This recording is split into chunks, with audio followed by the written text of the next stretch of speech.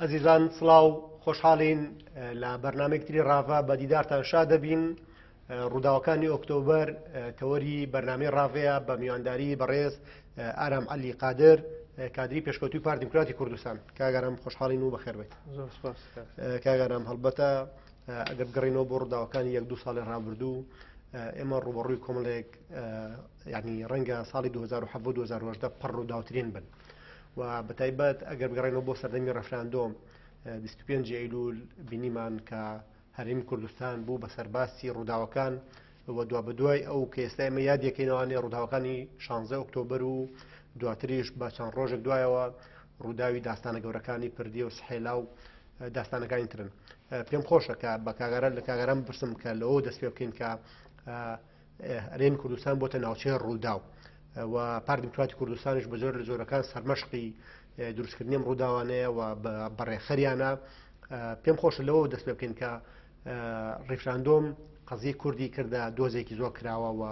ناساندی و کاریگەریەکی زۆری هەبوو. پێم خۆش خوێنەوەی جەنابەت بزانم لەم بارەیەوە. زۆر سپاس. وەک لە هەموو ئاشکرام 2 ساڵەوە جەنابەت ئاماژەت پێ کرد پڕ ڕووداوترین 2 ساڵ بوو، نەتوانین وانایی بنێن یان ئەوە تەفسیری بۆ بکەین. سەرەتای چوونە ناو ڕووداوەکانیش لە ڕیفراندۆم دەستی پێکرد. توانین بڵێن پێش ڕیفراندۆم تقریبان دۆخەکە ستێبڵ بوو، ینی جێگیر بوو، شتێکی وا ڕووی نابوو بڵێن ڕووداوێکی واگرنگ. دوایەوە کە لە 25 کورد تێکڕای حزبە سیاسەکان بەدەر لە هەندێک لایانی سیاسی بڕیاری یەکلاکەرەوەیاندا کە ڕیفراندۆم ئەنجام دەن ڕاپرسی بکەن لەسەر ئاسی هەرێمی کوردستان بە ناوچەکانی دەروی ئیداری هەرێمیش، واتە ناوچە کوردستانەکانی دەروی ئیداری هەرێمیش. ئەو بوو بینیمان خۆشبەختانە ڕێژەیەکی زۆر نزیکە لە ساڵان و سێ خەڵک دەنجی بە بەڵێدا بۆ جابوونەوە لە عێراق. ئەمە دەرچیەکی زۆر باش بوو بۆی کورد بگاتە ئەو ئاستەی کە جگەلەوەی کە دۆزی ڕای گەلێکە بە دنیای بناسێنێ و دووبارە ئەبدێتی ئەو بکاتەوە کە ئەم ملەتە هەمیشە لەگەڵ جیابوونەوەی لەگەڵ عێراقێکی فاشل و دواکەوتوو و داوای مافی خۆیەکە و ئەوێ سەربەخۆ بێ. بەداخەوە دوا بەدوای ئەم 25 دوا بەدوای 25 دوا بەدوای ڕیفراندۆم کارەساتی 16 ئۆکتۆبەر هاتە پێشەوە کە ئەگەر ئەتوانم بڵێم ئەگەر 16 ئۆکتۆبەر نەبووە ئێستا دۆخەکە لە بابەتیشتر بووە. ئێستا ئەم مناقەشە و گفتوگۆی بینی من و جەنابەت لەسەر چۆنێتی یا میکانیزمەکانی دروستبوونی دەوڵەتێکی کوردی بووە. توانانی لەو سەر و مستەوایە قسە بکە دەستگیرۆی حکومەتی ناوەندی عێراقی کرد کە بێت ئەو هەموو ناوچانەی سەر هەرێمی کوردستان ڕادەست بکاتەوە و وەک بینیمان چۆن ڕێبەرایەتیان نەکرا و پێشوازیان لێکرا. بەداخەوە پاداشتەکەشیان وەکو خۆی وەرنەگرتەوە. هەر دوای بە دوای ئەو 20 مانگ داستانی پردێ کە ئەمڕۆ بوو ڕۆژێکی مێژووی گرنگ بوو کە تواندرا لەسەر دەستی پێشمەرەکانی هەرێمی کوردستان، پێشمەرگە فەعلیەکانی هەرێمی کوردستان لە پردێ و سحێلا و ئەو ناوچانەی تر حەشدی شعبی تێبشتێنرێ و ئیتر ئەویان پێپشان بدرێت کە کورد توانای بەرگریکردنی هەیە، کورد توانێت لەسەر ئەو خاکێکی تێدا دەژی هەم سەر بە خۆیانە داوای مافی خۆی بکە بە میکانیزمێکی دیموکراسیانە کە ڕیفراندۆمە هەم ئەتوانێت بەرگری لە دەستکەوتەکانی خۆی بکە. ئەو بینیمان لە پردێ چەندین چەکی زۆر ناوازەی هەموو دیاری دنیا تێدا شکێنرا وەکو ئەمبرانس، یعنی کە ئەمانە ئەو چەکە ئیملاقانن کە ئەمریکا وڵاتانی دنیا و وڵاتانی پێشکەوتوو شانازی پێوە دەکەن، بەڵام سەردەستی پێشمەرگە بەو ئیمکاناتەکەمەوە کە هەیەی توانرا تێک بشێندرێ. لە هەمان کاتیشا پیشانیان درا کە قودرەت و توانە و ئیمکانەتی پێشمەرگە ئەگەر چەکێکی زۆر بەسیطیشی دەدەستا بێ، بەڵام ئەو غیرەتە هەیەی ئەتوانێت بەرگری لە خاک و نیشتمانی خۆی بکە و بینیمان لە پردێ و هەروە لە سحێلا بیرمان نەچێت لە زومار بە هەمان شێوە ئەم داستانانیان تۆمار کرد. ئەتوانم بڵێم لە مانجی ئۆکتۆبەریشە لەم 2 ساڵەیە زۆرترین، ینی لە ئەیلولی ئۆکتۆبەرە چەندین ڕوودا و ڕویاندا وەگەوەی کە باسمان کرد هەم ڕیفراندۆم هەم 16 ئۆکتۆبەر هەم 20 ئۆکتۆبەر کە داستانی پردێ بوو. ئەمانە هەمووی بەشێکیان بە ناخۆش ئەشێتەوە بەسەر میلەتی کورد و بەشێکیان بە دەستکەوت و بە خۆشی و کە هاوڵاتیان ئەتوانن ساڵانە بە خۆشگوزەرانیەوە یادی بکەنەوە وەکو ڕیفراندۆم کە ئەم ساڵێکم ساڵی بەسەرات تێپەڕی بوو یادکرایەوە بە شێوەیەکی زۆر کۆمەندانە پیشاندرا لای خەڵکو بەداخی کە 16 ئۆکتۆبەری بەسەرهات کۆمەڵێک ڕوودا و دروست بوون لەم ناوچەکە کە ئێستا دۆخەکەی بەرەو ئاقارێشتر بردووە. دوا بەدوایەوە بینیمان هەڵبژاردننی پەرلەمانی عێراق هاتە پێشەوە 12 کە بەشێکی زۆری لایەنە سیاسیەکان ئەو لایەنە سیاسیانەیە توانین بڵێن کە شەرمینانە لەگەڵ ئەنجام نەدانی ڕفراندۆم بوون. گرێوان لەسەرەوەکە کە پارتی تر کۆتایی بە ژیانی سیاسی هاتووە، پارتی تر باجیەوە وەرەگرێتەوە کە ڕفراندۆمی کردووە، ئەبێ ڕێژێکی زۆر کەم دەنگ بێنە، بەڵام بە پێچوانەوە بینیان کە خەڵک پاداشتی پارتیاندایەوە بەوەی کە ئاڵە هەڵگری گەورەترین ڕووداوی مێژوو ئەتوانی وانایی بڵێن بۆ داواکردنی مافی سەربەخۆی گەلی کوردستان بوو، بینیمانی وەکو یەکەم حزبی سیاسی لەسەر ئاستی عێراق زۆرترین کورسی بەدەستێنا، وەکو هاوپەیمانینە، وەکو حزبی سیاسی. ئیتر بەمە بەشی زۆر و لایەنە سیاسیانە تووشی بێئەمەلیە بوون و وایە کرد کە کارێک بکەن لە ئەم هەڵبژاردنەی سینۆش دواکەوێت و ماتەڵی پێوە بکەن و هەڵبژاردن نەکرێت لەبەر ترسی ئەویان دانیشتوو بوو کە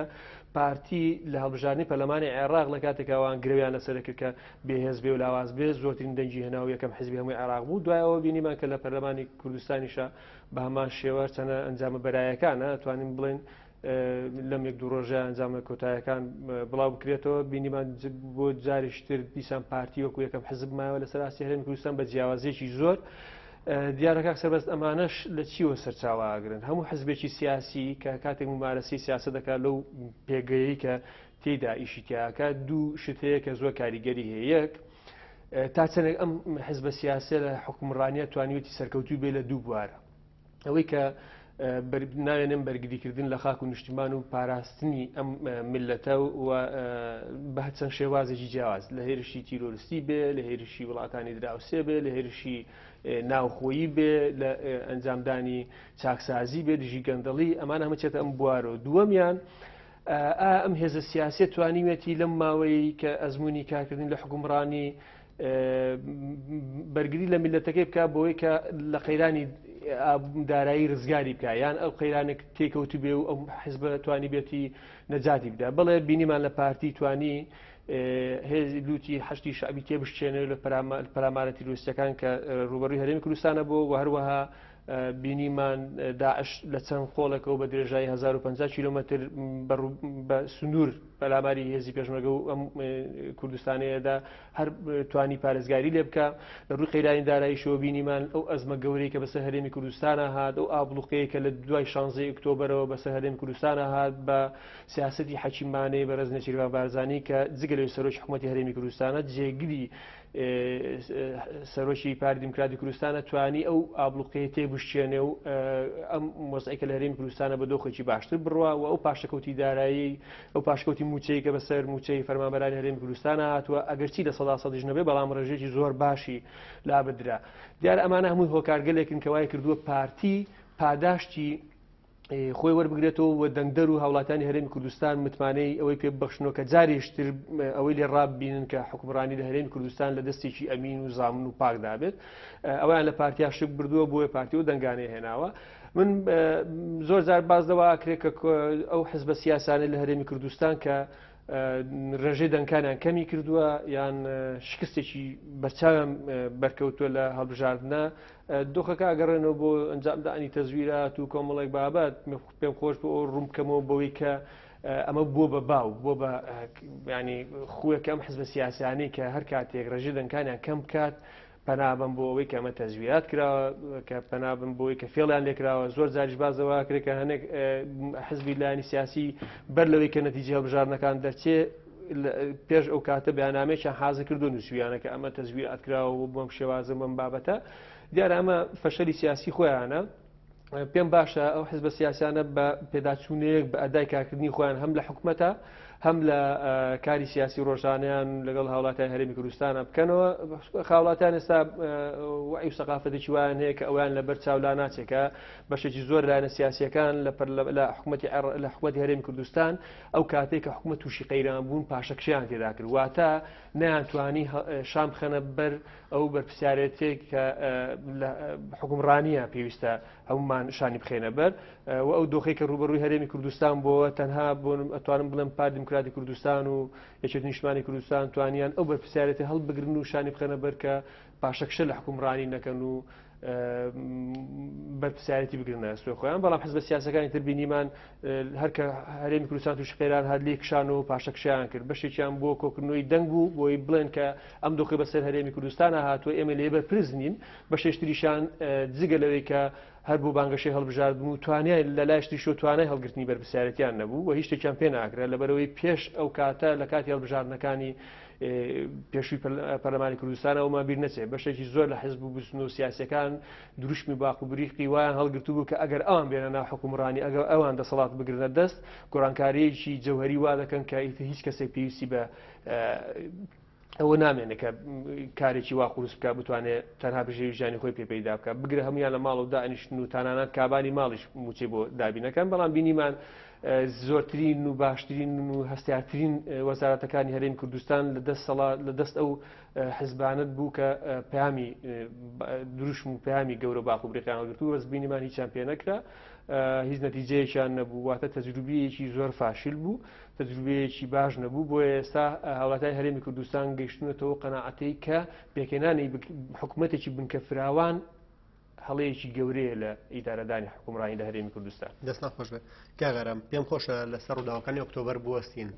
بە تایبەت کە ئێسێمە لە ئۆکتۆبەرین و ئەمڕۆ یادی ڕووداوەکانی پەردێ و سەحێلایە لەوەی کە چۆن هێزی پێشمەرگەی کوردستان توانی بەر بە حەشدی شعبی و سوپای عێراق و میلیشیاکان بگرێ ینی تۆ لە کاتی قسەکردنەکەدا باسیەوە کەوتە بوو ئەگەر 16 ئۆکتۆبەر ڕووی نایە ڕەنگە ئێسێمە لەوە و لەو دۆخەیە بوونە کە باسی ئەومان کردای چۆن دەوڵەت دروستکەن چۆن سەر بخۆی ڕابگەێنین چۆن هەوڵ بین پایەکانی ئەم دەوڵەتە بینا بکەین بەڵام ڕووداوەکانی ئۆکتۆبەر کارێکیان کرد کە نەک ئەم خەونەی تا ڕادەیەک ڕاوەستان بەڵکو بۆ نمونە ئەو هێزانەی کە پشتیوانی حەشدی شعبی و حکوومەت عێراقیان کرد بەشێکی زۆر لە خای کوردستانیشان تەسلیمی حکوومەت عێراقی کە بەڕاستی کە ئەگەر ئێمە سەیری نیەتی حەشدی شعبی و سوپای عێراق و ئەو گەلە کۆمەیە بکەین ئەوان ڕەنگە بەکەرگوو شۆنەوەستانە یعنی ئەو هاتنەی کە هاتبوون و ئەو پیلانەی کە دایان ڕێشتە بوو بۆ زۆردایان ڕێشتە بوو کە بچنە هەولێر دۆکیش و ڕەنگە سلێمانیش ئەگەر دەستیان بۆیان بکرایە ینی پێم خۆش لەسەر ڕووداوانە بوەستین کە ئۆکتۆبەر لە 16 ئۆکتۆبەرە ئێمە زیانێکی گەورەی نەتەوەیمان کرد و نیشتیمانیمان کرد و بەڕێزە باسیەوە کرد کە بەشە لە هێزەکان ئەخلاقی بەرپرسیارەتیان نیە ئەدەبیاتی بەرپرسیارەتیان نییە یعنی هەست ئەەکەی بۆ نمونە بە تایبەت ئەگەر بگەڕێنەوە بۆ هەڵبژاردنەکانی سی ئەیلول کە پارتی دیموکراتی کوردستان نزیک بە 44 بۆ 45 کورسی پەرلەمانی مسۆگەر کردووە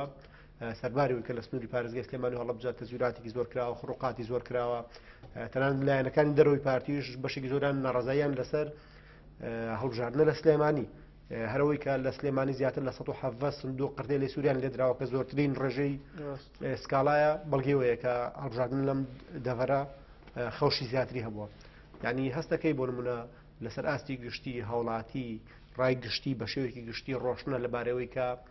خەڵکی ئێستا باشتر ئەزانێ ئەو هێزە سیاسی کە بەرگری لە خەڵکەکە بەرگری لە نیشتیمانەکە بەرگری لە نەتەواکە خەونی سربەخۆیی هەیە و لەو ناوچانەی کە دەسەڵاتە لە هەولێر و لە دەڤەری بادینان خزمەتی خەڵکی کردو ناوچەکەی ئاوەدانترە ینی خەنۆت بۆم ڕووداو نەچۆنە دقیق وایە ینی خەڵک ئێستا ئەو وعیە هەیە هەموو شتێک جیاکاتەوە نەتیجەش بینیمان لە هەڵبژاردننی سینۆ کە خەڵک چۆن بەرپەرچی ئەو لانانەیدایە و چۆن وەڵامی پارتی دیموکراتی کوردستانیشی دایەوە بە دەنگدان و بە شێوەیەکی دیموکراسیانە ڕوونی کردوەوە بۆ ڕای گشتی هەموو وڵاتانی دنیا و بۆ دەوروبەریش کە تەنها پارتیە لە هەرێمی کوردستانە ئەتوانێت کە بەرپرسیارەتی هەڵگرێ بەتە دروست ینی هاتوتە خوارەوە بۆ منێشێت نیشتمانی کوردستان ڕێژەیەکی کورسی هێناوە بستنەوەی گۆڕانەی تر حزبەکانی ترە هەرێکە و بە جیاواز ئەبێ ئەومە بیر نەچێ ینی پارتیش و ئەو هەر لایەنێکی سیاسیش لە هەر هەڵبژاردنێکدا کە هێزی یەکەمە بێ نابێ هێزێکی بخورابێ نابێت بە پرسیارەتی بڕوات و خەڵکیش ئەوەی لەبەرچاوە کە پارتی ئەو هێزا بێ کە لە خۆی بخورانە بێ ئەو هێزا بێ کە لە حکومڕانیە دەوڵەتمەداری جیا بکاتەوە لە سیاسەتی حیزبی لە ناو حکومڕانیە واتە زۆر جار حزبێکی سیاسی یان بینیمان ئەو بزوتنەوە حزبە سیاسانە کە هاتنە ناو حکوومەتی هەرێمی کوردستان بینیمە کاریان بۆ ئەوە کرد هەم لە ناو پەرلەمان هەم لە ناو حکوومەتیش بۆی 4 ساڵی ئایندە ئیش لەسەر 4 ساڵی ئایندەکەم بۆ هەڵبژاردن واتە بۆ کۆکردنەوەی دەنگ و ئەوانە واتە سیاسەتی حزبیان پەیڕەوە کرد لە ناو حکومڕانیە تەنها بە دروشم بوو باسی گەندەڵیانە کرد باسی چاکسازیانە کرد ئەوە تا ئەمڕۆ دوێنە لە سنووری هەولێر و ئەم ناوچانە پارتی دموکراتی کوردستان توانی کە لە هەر بە درێژە پێدانی ئەو چاکسازانێک کە ئیکا لە ڕووی گەندەڵیەوە ڕژێکی زۆر کەس بگرێت کە بەشێکیان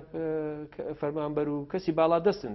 ئەمە ئیسلمێنێکە لە ناو پارتیە هیچ کەسێک لە سەروو یاساوە نییە، بەڵام نەمان بینی ئەگەر ئەوەی کە باس شەکرێت ناو خەڵک وەکو ڕیکلامیشە وەکو هەرش بابەتێکە نەمان بینی لەم زۆنەیە تەنانەت یەک کەسیش بگرن بە هەر هۆکارێک بێ،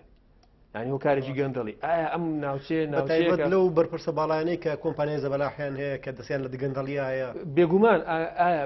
دوو خاڵەیە، ینی ئەگەر ئەم ناوچەیەکی ئەوەنە ئارام و سەقامگیر و ئاوەدان خۆشگوژێوە ئەمە لی تێنەگەیشتون، هەولێر کاولێ و ئاوەدان نییە ئەمە لی تێنەگەیشتوین، ئەین کە تۆ سیرەکەی هەولێر لە ڕووی ئاوەدانیشەوە لە لە هەموو پێشەموو شارەکانی هەرێمی کوردستانە، مەسەلەنەوەتە لە جادەی شەقامی 120 تیان پەڕاندووە بەردی بناغی شەقامی 150یان داناوە. لە سلێمانی چ پرۆژەیەکم پێ بڵێ کە پرۆژێکی وا کاریگەر بێ بەداخەوەکە من حەزمەکرم شارێ من ئێستا لە مستەوای لە ڕووی بینا و لە ڕووی ئاوەدانیەوە لە پێشەموو شارەکانی تر هەرێمی کوردستان بووە. ئەمە نەچێتە بابەتی ناوچەگەرێتیەوە، بەڵام حەزمەکرێەوە شارێکە تیاژیم شارێکی زۆر خۆش و ئاوەدان بووە. یعنی چی تێ ئەم شارە تاوەکو شارێکی ئاوا زۆر سەقامگیر بێ؟ تیاگەرم هەر بۆ خۆی خەڵکی سلێمانیش شیاویەوەی کە خزمەتێکی باشتر بکرێت. بۆ نمونەکە تەماشا بکەی سلێمانی شاری قوربانیدانە، شاری ئەدەبیاتە، شاری سەقافەیە و لە هەر پابند بە سلێمانی و هەڵەبجە ڕەمزی قوربانیدانی کووردە، گەرمیان هەروەها یعنی ڕەمزی ئەنفالە، ڕەمزی قوربانیدانە، ڕەمزی جینۆسایدە. ئەگەر تەماشا بکەی و ڕاپەڕین دەڤەری ڕاپەڕینە و